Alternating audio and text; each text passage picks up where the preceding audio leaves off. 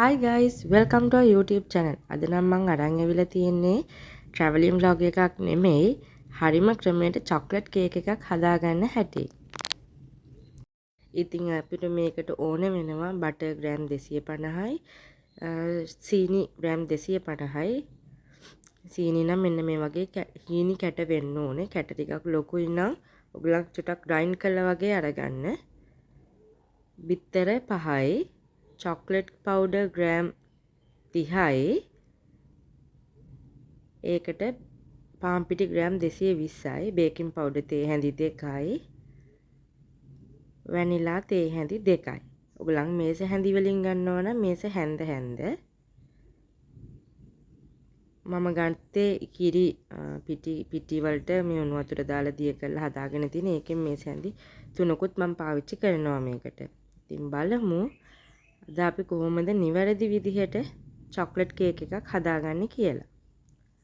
උඩින් පුපුරන්නේ නැති, මැද්දෙන් බහින්නේ නැති, කඩ වෙන්නේ නැතුව නිවැරදිව චොක්ලට් කේක් එකක් හදාගන්න හැටි තමයි අද මම අරගෙන ඇවිල්ලා තියෙන්නේ. මේක අඟල් 8යි 8 තැටියක්. පළල අඟල් 8යි, උස අඟල් 8යි. ඒකත් කිලෝ එකකට දානවා. මේක අඟල් 7ක් වගේ තියෙනවා දිග, පළල අඟල් 9යි. මෙන්න මේ ට්‍රේ එකට තමයි මම අද හදන්නේ. සාමාන්‍යයෙන් කිලෝ එකේ කේක් එකක් දාන්නේ අඟල් 8යි 8 ට්‍රේ එකට. මෙන්න මේකට ඒ වුණාට මං උසත් මේකේ තියෙනවා අඟල් 2.5ක් වගේ. අඟල් 2.5ක් වගේ උසක් තියෙනවා. මේකෙත් අඟල් 2.5ක් වගේ උස තියෙනවා. මේක නම් 2.5ට වඩා වැඩි. ඉස්සෙල්ලාම පාන් පිටි වලට චොක්ලට් පවුඩර්යි, බේකින් පවුඩර්යි දාලා හොඳට තුන් පාරක් මේ තුන එකට මික්ස් වෙන්න තුන් පාරක් 4 පාරක් විතර හලා ගන්න ඕනේ. ඉස්සෙල්ලාම මේක තමයි මම කරගන්නේ. ඊට පස්සේ බටර් ටික room temperature එකේ තියලා ගන්න ඕනේ. ඒක පොඩ්ඩක් මෙල්ට් වෙන්න ඕනේ. මේ කියන්නේ ක්‍රීම් වෙන්න මේ විදිහට ක්‍රීම් එකක් වගේ වෙනකන් මම තනියෙන් අතින් වීඩියෝ කරන හින්දා ඒක චුට්ටක් එහෙ මෙහෙ වුණා. මෙන්න මේ විදිහට ක්‍රීම් එකක් වෙනකන් ඒක බීට් කරනවා. ඊට පස්සේ අපි ඒකට අර කුඩු කරගත්ත හෝ හීන් කැට තියෙන සීනි එක්කව කරලා හොඳට බීට් කරගන්න ඕනේ.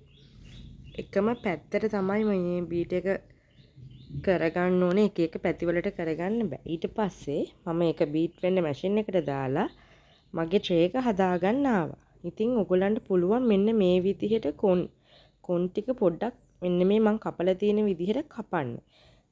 කපලා එහෙම කපන එකේ අපිට වාසි තියෙනවා. මෙන්න මේ විදිහට ට්‍රේ එකේ බටර් ටිකක් ගාගෙන මෙන්න මේ විදිහට දාගන්න ඕනේ. මොකද අපිට ඒක ගලවන්න කේක් එක තැටියෙන් ඉවත් කරගන්නකොට ගොඩක් ලේසියි. මෙන්න මේ විදිහට අපිට ලේසියෙන්ම ට්‍රේ එක හදාගන්න පුළුවන්. අර වගේ කුන් හතරෙන් අපි කපලා මේ ට්‍රේ එකට සෙට් කළාම ඊට පස්සේ ඒ අතර මගේ බටර් එකයි සීනි එකයි හොඳට මික්ස් වෙනවා. මම ඒ අතර ගියා මගේ oven එක ප්‍රීහීට් කරගන්න. ඉතින් 160ට මම පැය කාලක් ප්‍රීහීට් වෙන්න දැම්මා.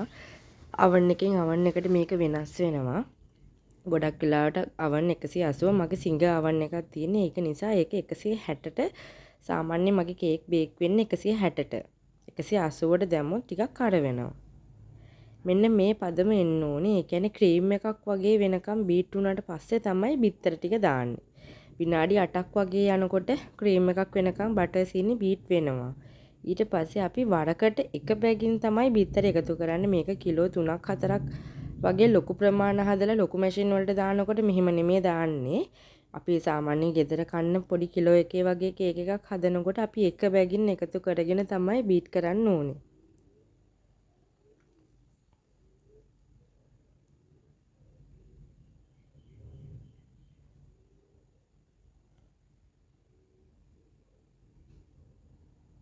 බිත්තර නම් වෙනම කඩලා ගන්න තරමට හොඳයි. මොකද සවුත් වෙච්ච බිත්තර එහෙම තිබුණොත් එහෙම ඒක නිසා හොඳින් හොදලා ගන්න. ඊට පස්සේ මම වැනිලාත් එකතු කරගන්නවා. බිත්තර එකතු කරගන්න ගමන්ම තමයි මම වැනිලා ටික එකතු කරගත්තේ.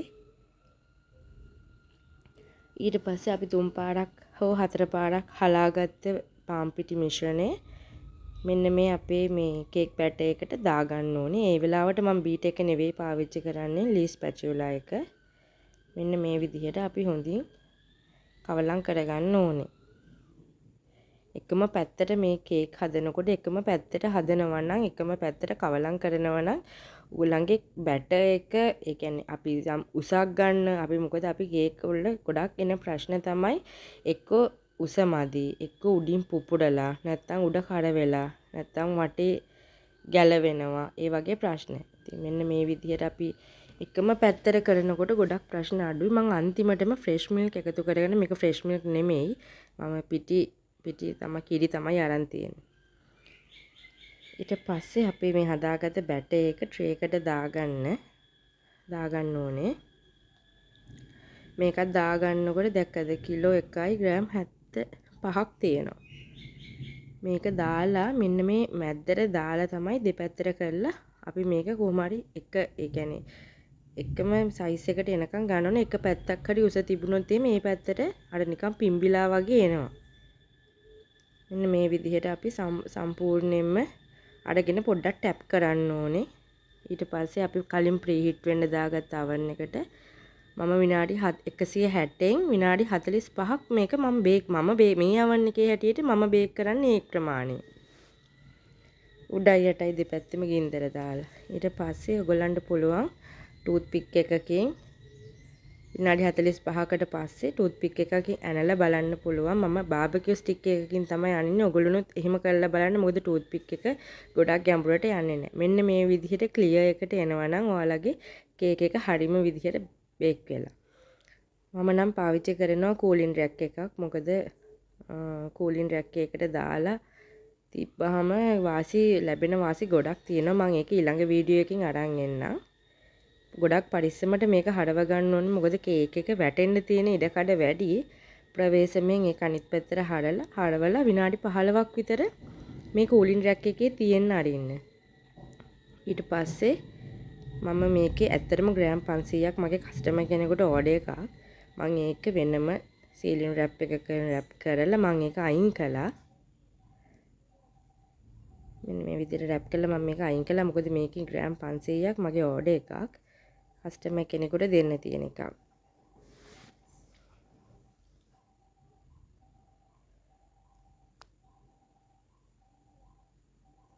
මම මේ ඔතන්නේ ටිකක් නිවෙන්න ඇරලා රස්නේ පිටින් නෙවෙයි.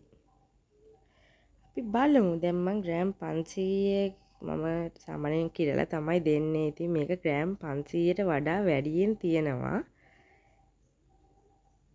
ඒක තමයි මම මගේ කස්ටමර්ට යවන්නේ. අනිත් එක මම ගෙදර මගේ මේ බබාලට කන්න තමයි මං හැදුවේ.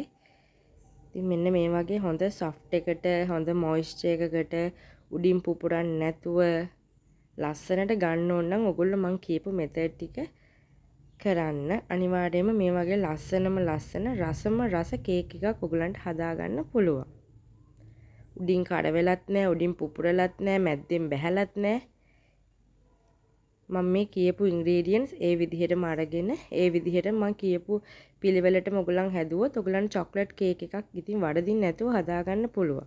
ඉතින් ඉස්සරහට ළඟ එන උත්සව කාලෙට මේ දැන් ඉස්සරහට එන සීසන් එකට ඉතින් ගෙදරට එන අමුත්තන්ට උනත් ඔයගලන්ට මේක සර්ව් කරන්න පුළුවන්.